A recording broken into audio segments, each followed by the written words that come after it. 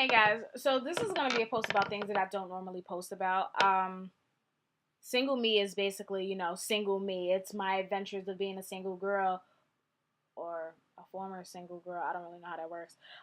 It's, updates on my mental health. It's just things that I go through on a daily basis. I try to keep politics out of it. I try to keep trending topics out of it because it's just too much going on with it, and I don't want to explode due to like my views, whatever. But that's what single me is. I normally just keep the fluff out of it. It's just straight direct. This is who I am.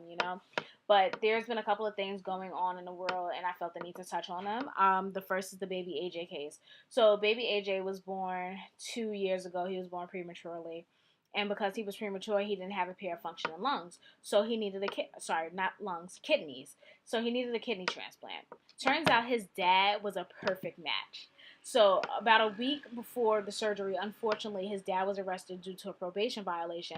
And Emory University Hospital decided that it would be, I'm not really sure whose best interest it will be in, but they decided to postpone the child's surgery for like 3 months to see if the father could comply with his probation. I'm sorry, but what does one have to do with the other? What does my arrest have to do with saving my son's life? What does my arrest have to do with my kidneys? I just didn't understand the logic. I don't think anybody understands the logic. How dare you tell me that I can't save my child's life because I got arrested? What does one have to do with the other? My kidneys aren't criminals. My child is dying. He needs this transplant. So who are you to tell me that I can't give my child my kidneys?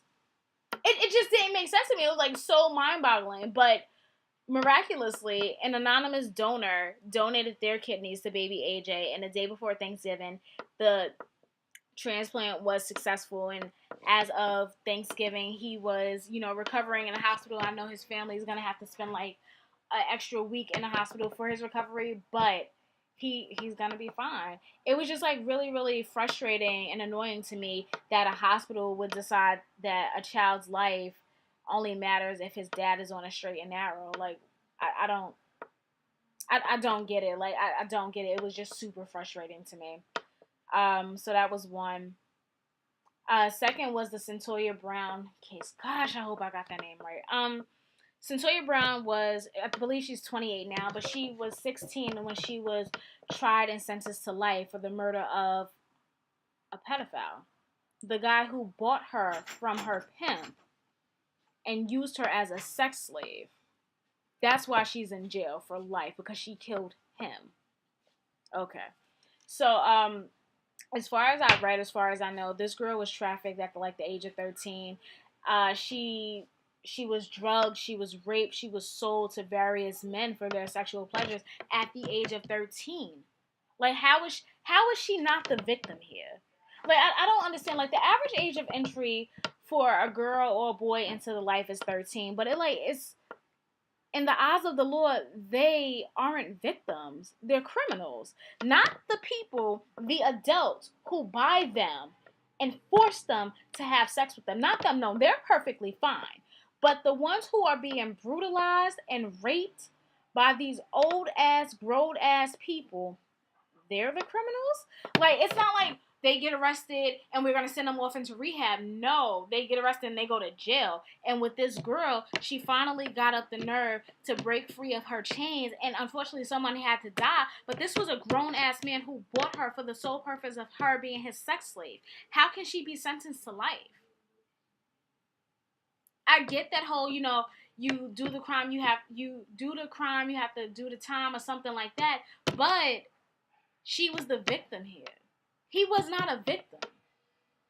He was the criminal. Like, I don't get it. But then it just goes back to, like, what's going on in your childhood that this has happened to you? Like I said, the average age of entry into the life of prostitution is 13 years old. At 13 years old, you're still grooming. You're just becoming a teenager. You're learning the ins and outs of life. From birth until that age, your parent or your guardian should have been grooming you to be independent, to be yourself, to know who you are as an individual. Not to be so easily distracted and caught off guard by the first person who calls you beautiful. And that's usually how it happens. I mean, like, let's be real.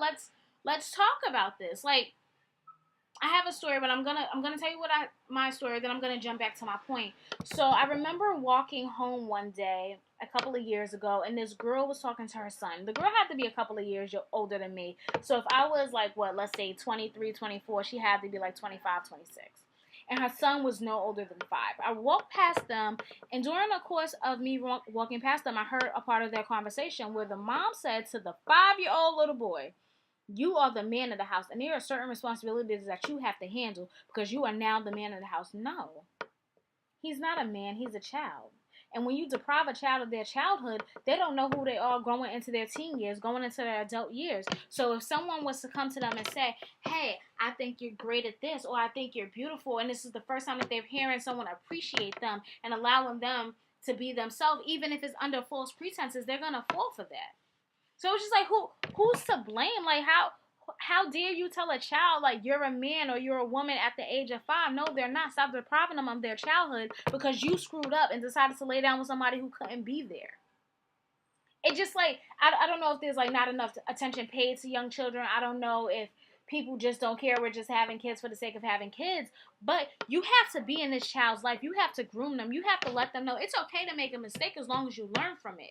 But you have to be strong and you have to be independent. And that brings me back to Centoya Brown. Gosh, I hope I got her name right.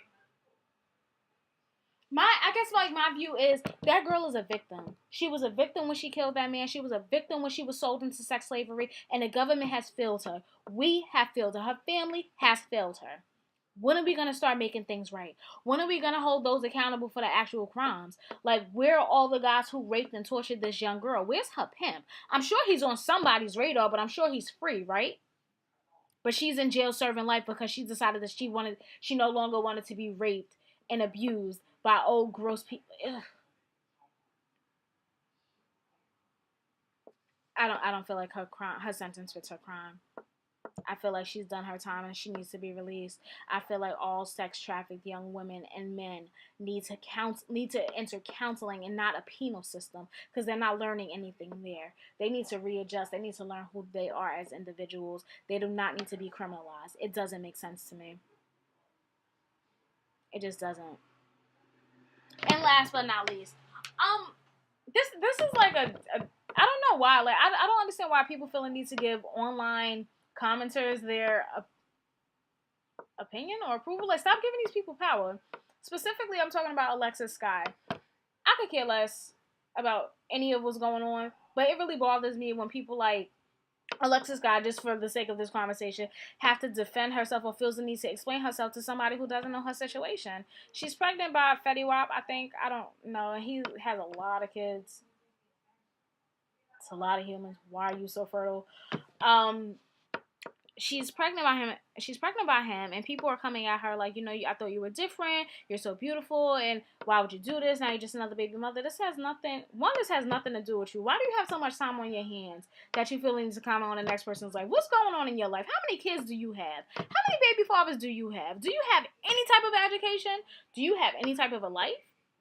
I'm asking for a friend because I feel like I need to know these things. But like it bothers me, like, when celebrities or just anybody feels the need to respond to these foolish people. Like, they don't know your situation. They do not deserve an explanation. This is the life that you chose to live for you and for your child. To hell with everybody else. I mean, I totally support her. Like, look, and I totally get what she's saying.